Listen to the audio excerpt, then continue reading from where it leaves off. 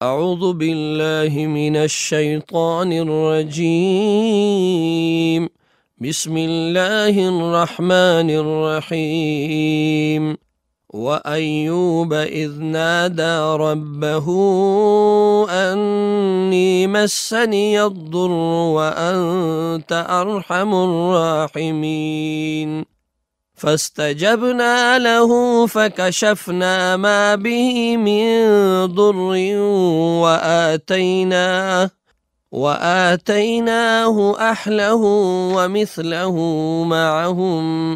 ومثلهم معهم رحمة من عندنا وذكرى للعابدين۔ آیت کریمہ کا ترجمہ۔ اور یہی نعمت اور حکمت ہم نے ایوب علیہ السلام کو بھی دی تھی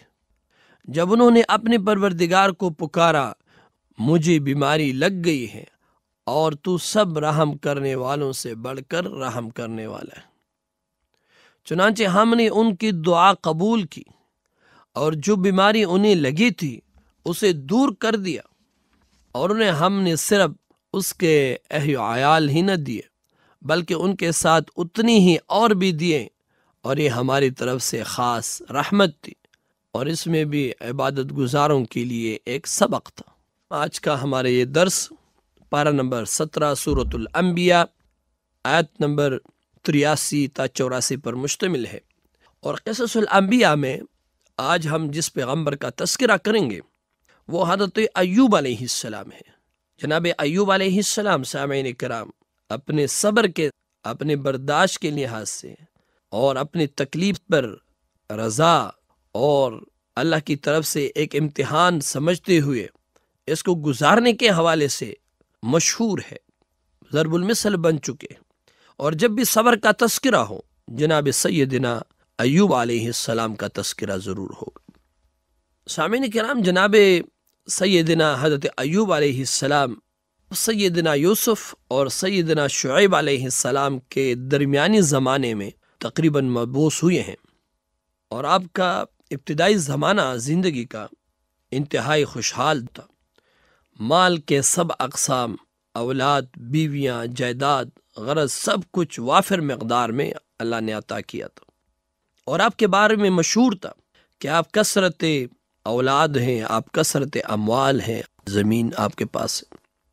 اس دور میں آپ ہمیشہ اللہ کا شکر ادا کرتے تھے، اور آپ کے سیرت میں نہ صرف تکلیف پر صبر کا تذکرہ ہے بلکہ اللہ کے نعمتوں پر شکر کا بھی اس میں سبق ہے کہ دنیا کا کچھ پیسہ آنے سے ہمیں غرور اور تکبر میں مبتلا نہیں ہونا چاہیے، ورنہ آنے جانے میں کچھ وقت نہیں لگتا۔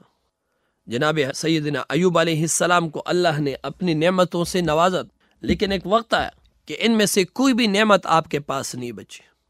اور آپ کے چاروں طرف جو لوگوں کا ایک جمگٹا رہتا تھا ایک ایک کر کے سب نے چھوڑ دیا، ایک بیوی کے سوا سب نے ساتھ چھوڑ دیا، یہاں تک کہ لوگوں نے اپنے بستی سے نکالا۔ یہ ابتلا کا یہ جو طویل دور، اس میں آپ نے صبر و استقامت کا مظاہرہ کیا، اور بعض روایت میں آتا ہے کہ آپ کا یہ دور تقریباً 12 سال رہا۔ لہذا سامعین کرام، آپ کے سیرت سے ہمیں یہ سبق ملتا ہے کہ جب بھی اللہ کی طرف سے نعمتیں ملے تو اس پر شکریہ ادا کریں، غرور اور تکبر سے اپنے آپ کو بچایا جائے۔ پھر جب بہت وقت گزرا تو آپ نے دعا کے لیے ہاتھ اٹھائے، ربی انی مسنی الضر وانت ارحم الراحمین، اے اللہ مجھے بہت وقت سے تکلیف ہے اور تو تمام رحم کرنے والوں سے سب سے زیادہ رحم کرنے والے۔ اس دعا میں بھی کوئی شکوہ نہیں ہے، کسی چیز کا مطالبہ نہیں ہے، بلکہ اس دعا سے یہ معلوم ہوتا ہے کہ کوئی بہت بڑا انتہائی صابر،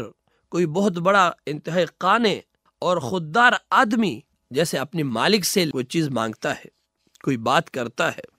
اسی طرح آپ نے بھی کی، صرف اتنا کہا کہ میرے پروردگار میں ایک طویل مدت سے بیمار ہوں اور تو رحم کرنے والا ہے۔ تو جناب ایوب علیہ السلام اس صبر کے امتحان میں پوری طرح کامیاب ہوئے، آپ کی دعا قبول ہوئی، اور اللہ نے اسی مقام پر ایک چشمہ رواں کر دیا، اور آپ کو صرف اتنا حکم ہوا کہ اپنا پاؤں زمین پر مارو، آپ کی جو بیماری تھی وہ جلد کی بیماری تھی، آپ کا پورا جسم وہ خراب ہو گیا اور پاؤں مارنے کی دیر تھی کہ چشمہ پھوٹ پڑا، جس سے میٹھا، ٹھنڈا اور شفایاب تمام جلدی امراض کو دور کرنے والا پانی اس سے نکلا، اور آپ سے حکم ہوا کہ آپ اس میں نہائیں اور اس کا پانی پیئیں، اور آپ کی بیماری جلد دور ہوئی۔ لہذا اللہ تبارک و تعالیٰ فرماتے ہیں کہ ہم نے حضرت ایوب علیہ السلام پر مہربانی کی، رحمتا من عندنا، یہ ہماری طرف سے رحمت تھی، ان کے ساتھ کرم والا معاملہ کیا، وذکریٰ للعابدین، اور عبادت گزار لوگوں کے لیے اس میں نصیحت بھی ہے۔ وہ کیا نصیحت ہے؟ سامعین کرام، اس میں نصیحت یہ ہے کہ اگر اللہ کچھ انعامات دے تو اس پر غرور تکبر نہیں کرنا چاہیے، اللہ کا شکر ادا کرنا چاہیے، اور اگر تنگی اور پریشانی کا دور آئے تو صبر و استقامت سے کام لینا چاہیے، جس طرح حضرت ایوب علیہ السلام نے نمونہ پیش کیا۔ اس کے بعد اللہ نے آپ کو وہ تمام چیزیں واپس کر دی، اس سے زیادہ آپ کو دیا جتنا آپ سے اللہ نے لیا تھا۔ لہذا یہ عبادت گزاروں کے لیے اس میں یہ بھی سبق ہے کہ اگر کوئی چیز اللہ لے لے تو اللہ اس سے زیادہ انعامات سے نوازتا ہے، اور بھی زیادہ انعامات اپنی طرف سے عطا فرماتا ہے۔ لہذا اگر کوئی نعمت سامعین کرام اللہ نے آپ کو دی ہے، وہ نعمت ضائع ہو جائے، وہ ختم ہو جائے، وہ چلی جائے آپ سے، آدمی بالکل خالی ہاتھ رہ جائے، حالات سارے سخت ہو جائے جیسے حضرت ایوب علیہ السلام پر آئے،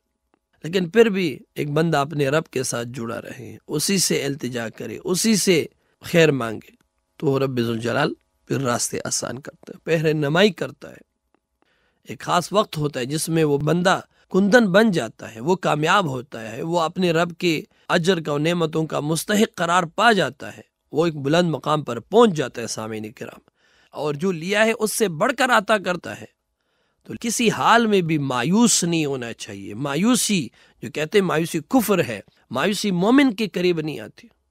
بلکہ ہر حال میں ایک مومن اپنے رب پر توکل کیے ہوئے زندگی گزار رہا ہوتا ہے۔ جو کچھ اس کے پاس ہے وہ بھی کہتا ہے یہ اللہ کا ہے، اور اگر نہیں ہے تو کہتا ہے اللہ کے خزانوں سے مل سکتا ہے، کہیں اور سے نہیں۔ اللہ تبارک و تعالیٰ سے دعا ہے کہ وہ کلام عظیم پر ہمیں عمل کی توفیق عطا فرمائے، اور ہم سب کا حامی و ناصر ہو۔ وآخر دعوانا الحمدللہ رب العالمین۔ This program is the sole property of Pakistan Broadcasting Corporation, Islamabad. Piracy in this regard is illegal.